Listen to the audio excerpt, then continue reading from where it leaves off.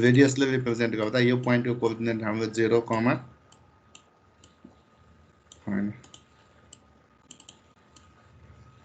rx, 0, यो पोइन्टको coordinate 0, ry।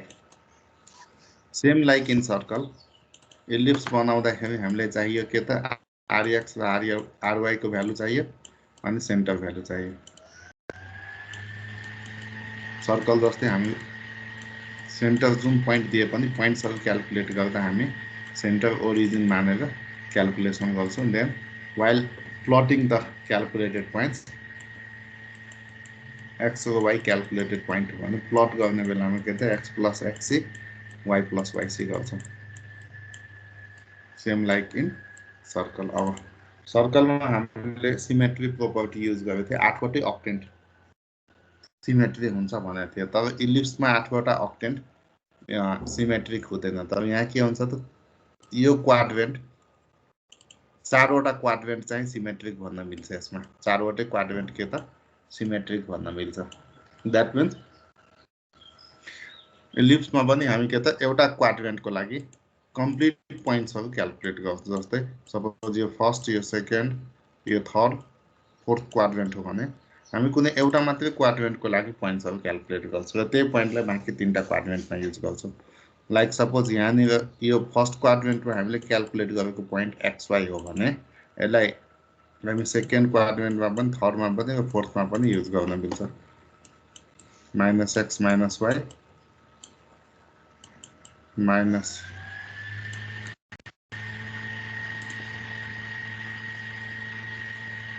यो के त -xy -x -y अनि x - y। दैट मिन्स यो xy पोइन्ट क्याल्कुलेट गरिसकेपछि यो क्याल्कुलेटेड पोइन्टलाई प्लट गर्दा 4 टाइम्स प्लट गर्नु पर्यो अनि मात्रै we can get the complete ellipse. कसरी प्लट गर्ने त?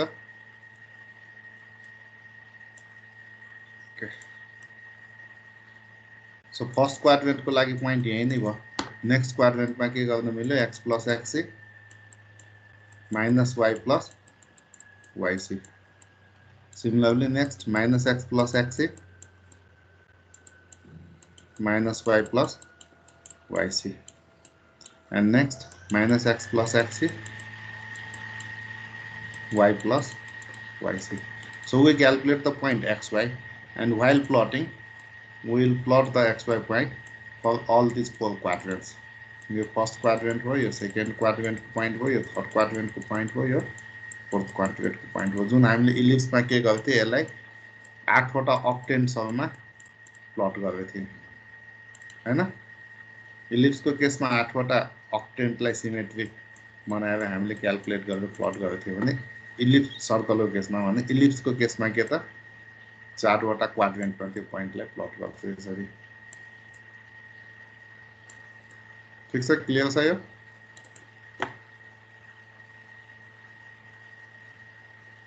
स्टुडेन्ट्स?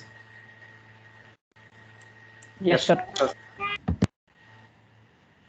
ओके, अब किनकि हामी सेन्टर जहाँ दिए पनि हामीले सेन्टर ओरिजिन मानेर पोइन्ट्सहरु क्याल्कुलेट गर्छौं। So the representation of ellipse having center at origin is x² / rx² plus y² / ry² equals to 1. So from this we can write x² ry² plus y²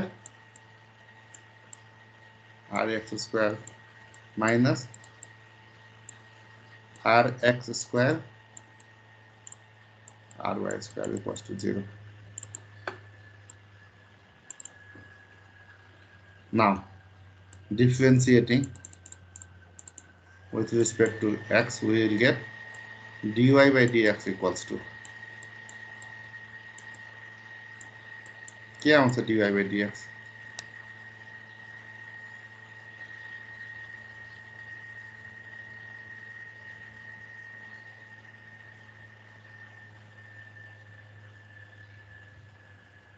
के आउँछ dy by dx?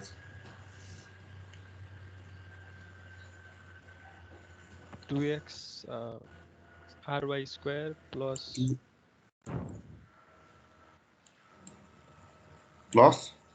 plus 2y rx square dy upon dx. dy upon dx के भयो त? ए उता चाहिँ ए त्यो चाहिँ गर्नै पर्छ sir. minus x ry square by y rx square.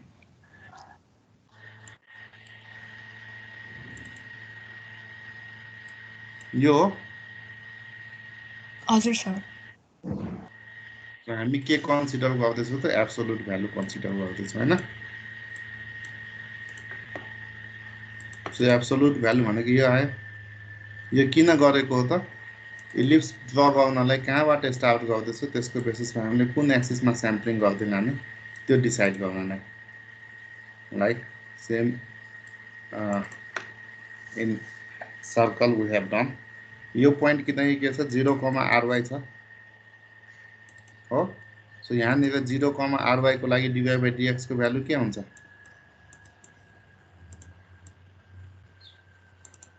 0 हुन्छ। यहाँ rx, 0 छ। सो यो पोइन्टमा dy by dx को भ्यालु के हुन्छ? rx, 0 भएकोले y को भ्यालु 0 हुनु भनेको इन्फाइनाइट हुन्छ। dy by dx को भ्यालु 0 हुनु भनेको x मा स्याम्पल गर्छौं, किनकि 0 इज लेस देन 1। इन्फाइनाइट हुनु भनेको y मा स्याम्पलिङ गर्छौं। ठीक छ यति?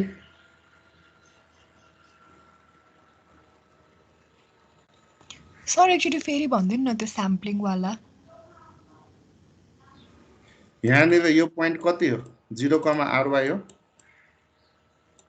0, ry हो भनेको मतलब x को भ्यालु 0 छ, y को भ्यालु ry छ। यहाँ पुट गरौँ त x को भ्यालु 0, y को भ्यालु के त ry राख्यो भने के हुन्छ? x को भ्यालु 0 भयो भने यो रिजल्ट 0 आउँछ। यो 0 आउनु भनेको लेस देन 1 हो। लेस देन 1 हुँदाखेरि x मा स्याम्पलिङ गर्छ। यो पोइन्ट rx, 0 थियो यो पोइन्ट हैन। सो यहाँनिर x को ठाउँमा rx, y को ठाउँमा 0 राख्यो भने के हुन जान्छ? इन्फाइनाइट हुन्छ। यो इन्फाइनाइट हुनु भनेको मतलब ग्रेटर देन 1 हो। ग्रेटर देन 1 हुँदा के त y मा स्याम्पलिङ गर्छौं। बुझ्यो यति? बुझ्यो सर। सो यो सेम सर्कल की केस त हो नि। यदि हामी y एक्सिसबाट सुरु गर्दैछौं, x मा स्याम्पलिङ गर्छौं, x एक्सिसमा सुरु गर्दैछौं, y मा स्याम्पल गर्छौं।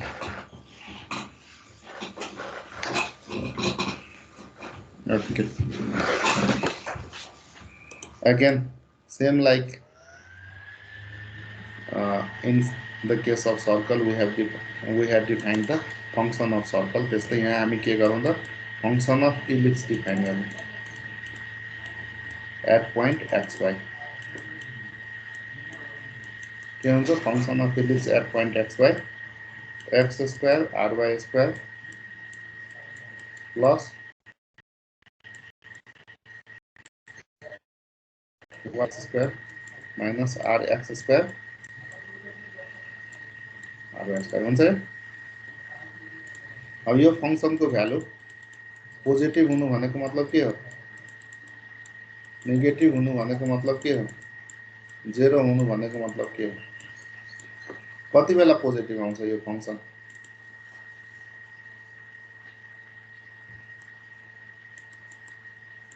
xy lies outside the ellipse। यो के त? inside the ellipse, यो on the ellipse हुन्छ। तो यो फंक्शनको भ्यालु पोजिटिभ हुनु भनेको मतलब जुन पोइन्ट यो xy पोइन्ट हामी जुन चुज गर्दैछौं, xy पोइन्टको लागि पोजिटिभ हुनु भनेको मतलब यो पोइन्ट कहाँ हुनुपर्छ त? इलिप्स भन्दा बाहिर हुनुपर्छ। यदि यो पोइन्टमा नेगेटिभ हुँदैछ भने लाइक यो केस पनि हामीले सर्कलमा पढिसकेछौँ। जस्तै यो पोइन्टमा यो फंक्शनको भ्यालु, यो पोइन्टमा यो फंक्शनको भ्यालु, यो फंक्शनको भ्यालु पोजिटिभ हुने केस। पोजिटिभ हुनु भनेको मतलब यताबाट हामी यसरी इलिप्स ड्र गर्दै गइरहेका छौँ भने यो इलिप्स यदि यसरी ड्र भयो भने मात्र यो के हुन्छ? यो पोइन्ट बाहिर पर्छ इलिप्सको। सो यसरी ड्र गर्दाखेरि तल्लोसँग नजिक हुन जान्छ इलिप्स द्याट्स वाइ तल्लो पोइन्ट चुज गर्छौँ नेगेटिभ हुनलाई इलिप्स के त यहाँबाट पास हुनुपर्छ सो द्याट यो पोइन्ट के हुनु पर्यो त भित्र पर्नु पर्यो इलिप्सको सो हामी माथिल्लो पोइन्ट चुज गर्छौँ same case we have applied in circle बुझ्यो यति Yes, sir. अब suppose we have chosen the starting point in positive y-axis. The point is 0,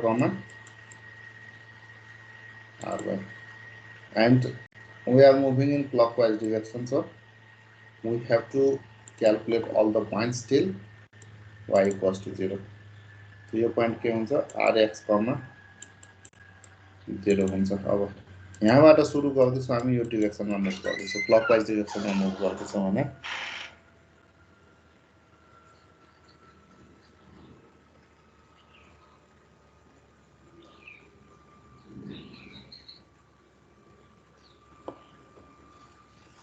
so यो क्लकवाइज डिरेक्सन मुभ गर्दैछौँ भने यहाँनिर अघि नै हामीले के भनेको थियो dy by dx को भ्यालु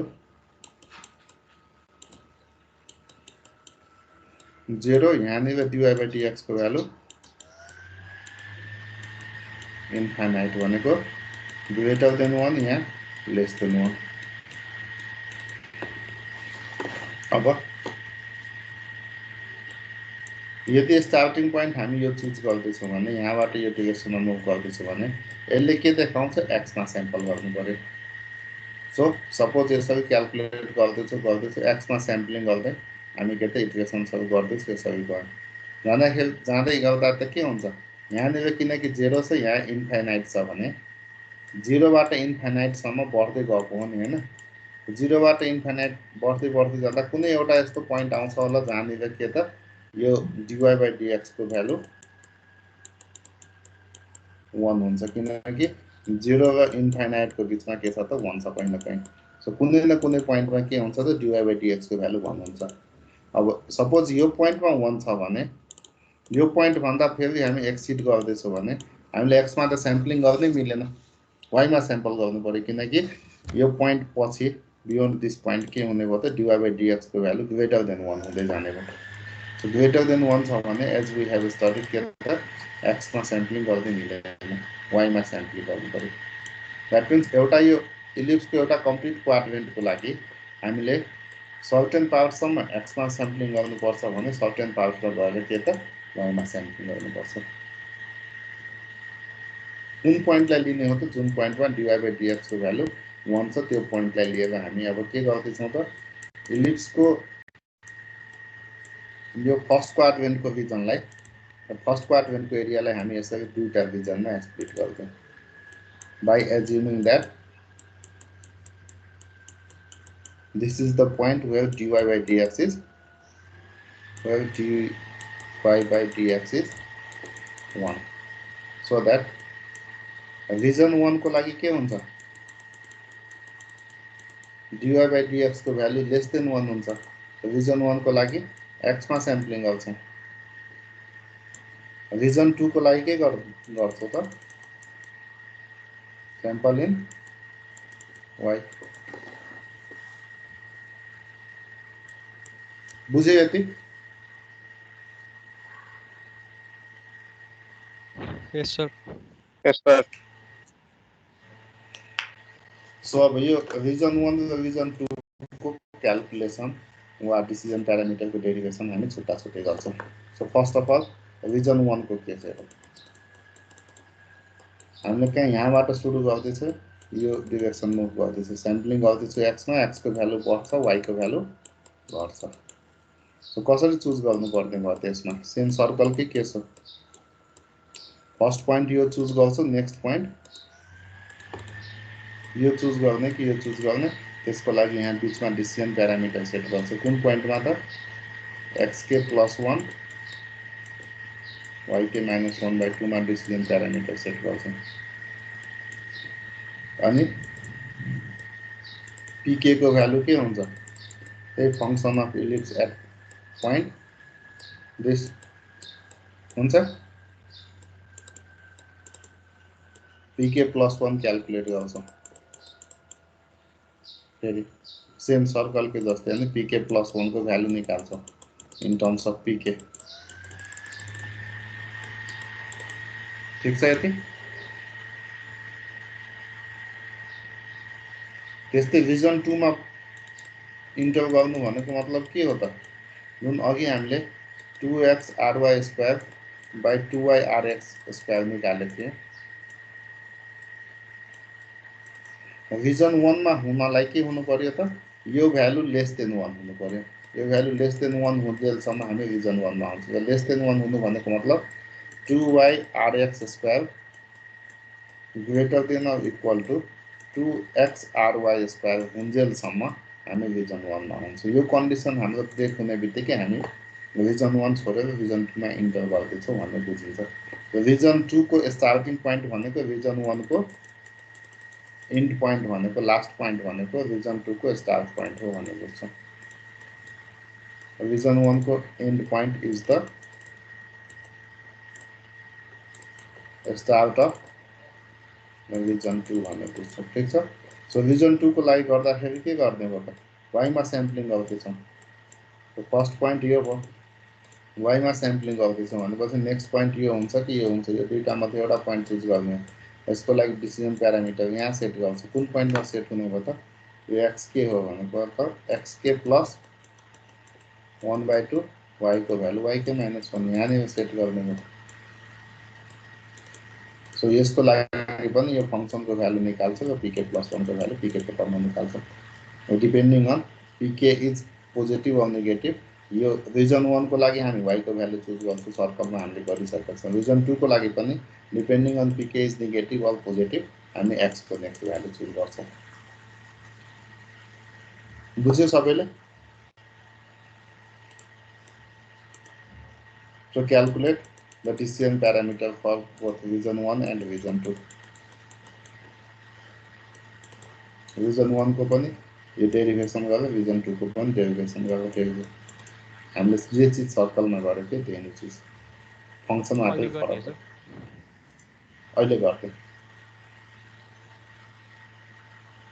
अनि केही कन्फ्युजन भयो भने सोध्नु न यु आर गिभन कति like 15 minutes time we are given within 15 minutes try to complete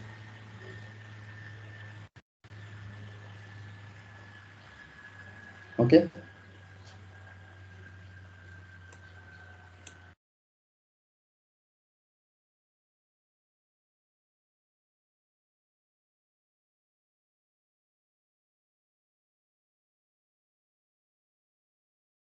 sir त्यो बोर्ड देखाइदिनु न